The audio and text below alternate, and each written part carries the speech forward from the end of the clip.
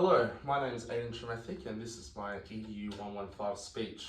It is my pleasure to be here today to talk about a topic that is crucial to our mental health and well-being. That is understanding the psychosocial development of class-age students. The three topics we'll cover in today's presentation are the stages of psychosocial development, and we'll be looking at some key theorists in the area and their work, self-regulation behaviours that promote psychosocial development, as well as touching on executive functions. And lastly, we'll be looking at an outline of a program that engenders well-being. The three developmental theorists we will explore are Erik Erikson, Jean Piaget, and Lev Vygotsky. Here we go. So Erik Erikson's work, the main focus of Erik Erikson's work is the 8 stages of psychosocial development proposed by Erikson, and it's important that each stage is resolved successfully before moving on to the next one. The first stage he talks on is trust versus mistrust, which takes place in the first year of life. During this stage, infants learn to trust or mistrust their environment based on the consistency and predictability of their caregivers' responses to their needs. The second stage here is autonomy versus shame and doubt, which usually happens to a toddler. This takes place during the second and third years. During this stage, children start to develop a sense of independence and autonomy, which can be hindered if their caregivers are overly controlling or critical. The third stage, initiative versus guilt, happens as a preschooler. During this stage, children start to explore and take initiative, but may feel guilty if their actions are met with disapproval or punishment. The last one we'll look at today, because we're looking at the context of class-age students, is industry versus inferiority, which happens to class-age students. During this stage, children start to develop a sense of competence and mastery, but may feel inferior if they perceive themselves as failing to meet expectations. Next, we move on to Jean Piaget and his work. His work mainly focused on the theories of cognitive development. He had 4 stages. Today we'll focus on the first 3. We'll touch on and the importance of experience and interaction with the environment in cognitive development. The first 3 stages that Jean Piaget had was the sensory motor, pre-operational, and concrete operational. For the sensory motor, that focused on the infant's ability to learn about the world through senses, motor actions, gradually develop object permanence. In the pre-operational stage, which takes place from about 2 to 7, children develop symbolic thinking, such as the ability to use language and represent objects and events in their minds. And the third, which we'll park on today, is the concrete operational stage, which takes place from about ages 7 to 12. During this stage, children develop more logical and systematic thinking and are able to understand concepts like conservation, which is the understanding that quantity remains the same even when the appearance changes. Piaget emphasized the importance of experience and interaction with the environment in cognitive development. He believed that cognitive development occurs through a process of assimilation, using existing knowledge to make sense of new information, and accommodation, changing existing knowledge to fit new information. Say even when a child is young and they first encounter a dog, they'll be told it's a dog, and the child will think that every 4-legged animal is a dog. So when the child encounters a horse, they might assimilate this information and immediately call the animal a dog. The process of accommodation then allows the child to adapt the existing schema to incorporate the knowledge that some 4-legged animals are horses. And I personally love this quote from Jean Piaget. The principal goal of education should be creating people who are capable of doing new things, not simply repeating what other generations have done. Now we'll move on to Lev Vygotsky's work. Lev Vygotsky's theories highlight social and cultural factors in cognitive development. He looks at the ZPD, which is the zone of proximal development, which is the gap between what a child can do alone and with guidance. Effective learning requires challenging children with a knowledgeable person, as it's here, and as Lev Vygotsky calls it, an MKO, a more knowledgeable other. Language is also important for internalizing culture and cognitive growth. So as we see here in these 3 circles, we've got the first circle, which says what we can learn by ourselves. The second circle here, which is what we can learn with the help of others, technology and tools. And the third circle here, which is stuff that is beyond us. Lev Vygotsky talked about a thing called scaffolding, which is how we build upon our knowledge to broaden our knowledge. When I was 4, I couldn't do long division, but when I was 12, I can, because through more knowledgeable others and technology and tools, I was able to scaffold and build upon that existing understanding. And also, it's important that we touch on spiritual formation. Spiritual formation is key in the development of children. In a Christian schooling environment, promoting and demonstrating this is essential for development. James Fowler's work on faith development can be useful in understanding the role of spiritual formation in primary school age childhood from a Christian perspective. According to Fowler, faith development is a lifelong process that involves the integration of a person's beliefs and values into their sense of self and their understanding of the world around them. For children in primary school, spiritual formation can involve simple but meaningful practices such as prayer, attending church, or Sunday school, reading religious stories, and engaging in discussions with family members or peers about faith and spirituality. Fowler's theory of faith development suggests that children in primary school are typically in the intuitive, projective stage, which is the very first stage, where they're developing their sense of self and their understanding of the world around them through their imagination and intuition. During this stage, children may begin to develop a basic understanding of religious concepts and beliefs, but may not yet have the ability to think abstractly or critically about these ideas.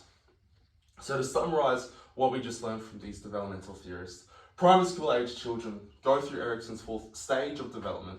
During this stage, children begin in competency and, if successful, can develop healthy well-being. As Piaget states, we build the world around us according to our experiences and interactions. And lastly, Vygotsky states, we need the help from others to develop. These three theories complement each other and how children are constantly being shaped internally by the world external to them. And this leads to the importance of having clear programs that ensure this psychosocial development occurs in the best way possible. I personally love this quote from Erik Erikson. Hope is both the earliest and the most indispensable virtue inherent in the state of being alive. If life is to be sustained, hope must remain, even where confidence is wounded, trust impaired. As a primary school class age teacher, I feel like you might not always see the fruits of your labour, so hope is a virtue we must always hold on to. That what a primary school age teacher is doing is the right thing and will stand to benefit these children. Next, we move on to self-regulation. Self-regulation behaviours refers to the ability to manage one's thoughts, emotions, and behaviours in order to achieve goals and maintain well-being. It is a critical skill for academic success, social emotional development, and overall well-being, as it enables individuals to make responsible decisions, cope with stress and challenges, and maintain positive relationships. So as we see here, there's 5 examples. We'll look at time management. Effective time management involves setting priorities, planning and organising tasks, and using time efficiently. The next one is goal setting. Setting clear and achievable goals helps individuals stay focused, motivated, and accountable for their actions. Then we move on to emotional regulation, which involves the ability to manage and express emotions in a healthy and appropriate way. Students who are able to regulate their emotions are better equipped to cope with stress, handle conflicts, and maintain positive relationships. Fourthly, we have self-monitoring as another important aspect of self-regulation. It involves the ability to reflect on one's own behaviour and make adjustments as needed. Students who are able to self-monitor are more likely to take ownership of their learning and make continuous improvements. Sorry for the coffee, I'm sick. Finally, impulse control is a key self-regulation behaviour that involves the ability to resist immediate impulses or temptations in order to achieve long-term goals. Students who are able to control their impulses are better equipped to resist distractions, stay focused, and achieve their goals. Teachers play a critical role in promoting self-regulation behaviours in the classroom. They can create a supportive learning environment that fosters self-regulation by providing clear expectations, offering feedback, and modelling self-regulation behaviours. They can also provide opportunities for students to practice self-regulation skills such as through goal-setting activities, time management exercises, and mindfulness practices. Now we move on to executive functions, which refers to a set of cognitive processes that are responsible for self-regulation, goal-directed behaviour, and decision-making. These functions are critical for success in school, work, and life, and play a significant role in overall well-being. These range from working memory, which is the ability to hold and manipulate information in the mind over a short period of time. Students who have strong working memory skills are better equipped to learn new information, follow instructions, and solve problems. And the next is inhibition. Inhibition is the ability to control impulses, resist distractions, and delay gratification in order to achieve long-term goals. Students who have good inhibition skills are better equipped to resist temptations, stay focused, and make responsible decisions. And last, we have cognitive flexibility, which is the ability to switch between tasks, adapt to new situations, and see things from different perspectives. Students who have strong cognitive flexibility skills are better equipped to handle changes and challenges and to think creatively and critically.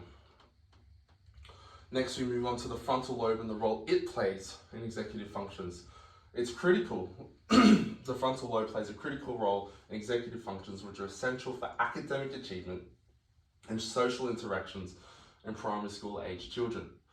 These functions are still developing and can be influenced by genetic and environmental factors. Understanding the development of executive functions can inform interventions to support children's cognitive and socio-emotional development. There are many strategies that can be used to support the development of executive functions in children, such as providing opportunities for children to practice their executive functions through games, puzzles, and other activities. These activities that require planning, problem solving, and decision making. Another one is offering structured routine and schedules to help children develop organization and time skills. Another is encouraging physical activity, which has been shown to support the development of executive functions. And lastly, providing a supportive and nurturing environment that helps children feel safe and secure, which can positively impact their emotional regulation and executive function development. In conclusion, the frontal lobe plays a critical role in executive functions, which is essential for academic achievement and social interactions in primary school age children.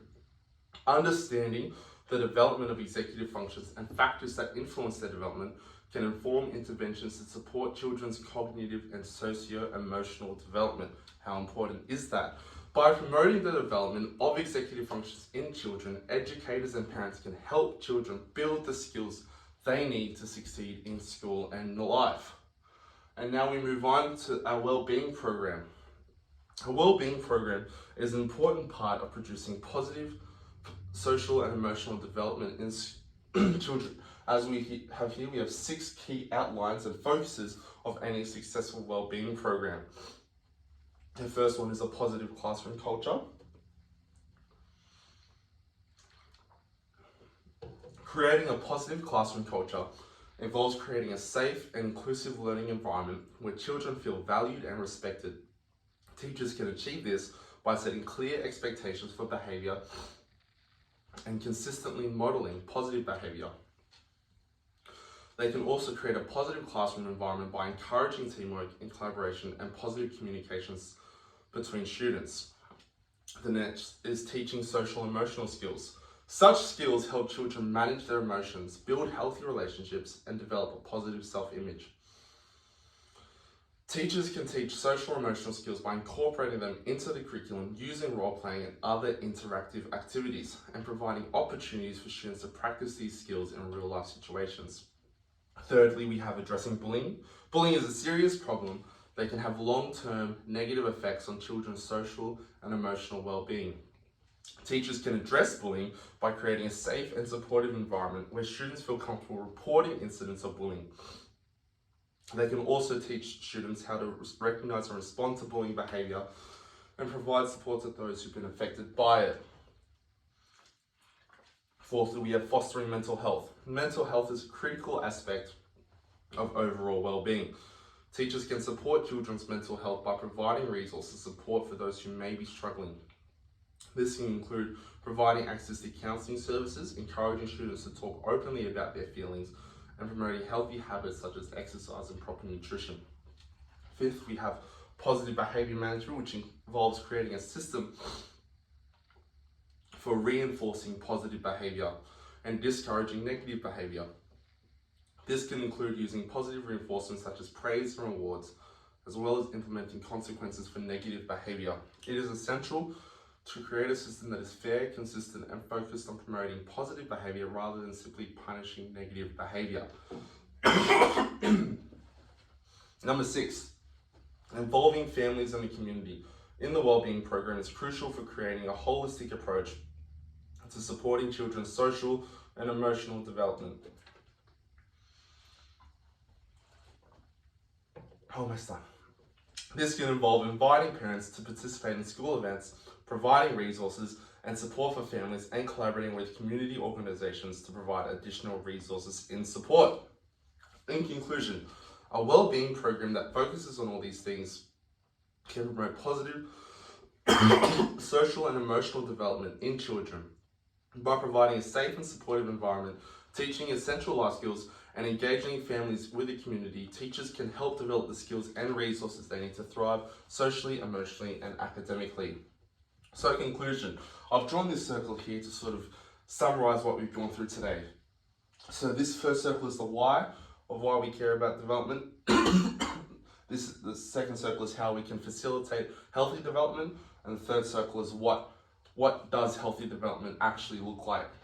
So the first one is all the theories we learned about today from Jean Piaget and his accommodation assimilation, Erikson with his industry versus inferiority, and Vygotsky with his scaffolding and zones of development.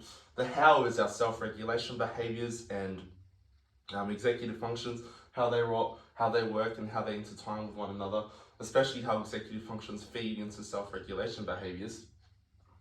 And then the what is what a wellbeing program actually looks like, how we're able to have a program that engenders wellbeing, that focuses on all these things here: positive classroom culture, addressing bullying, involving the community, mental health, social and emotional skills. So as we conclude here, I hope that this talk has found you well, and we've covered the topics of understanding the psychosocial development of class age students. Thanks for listening.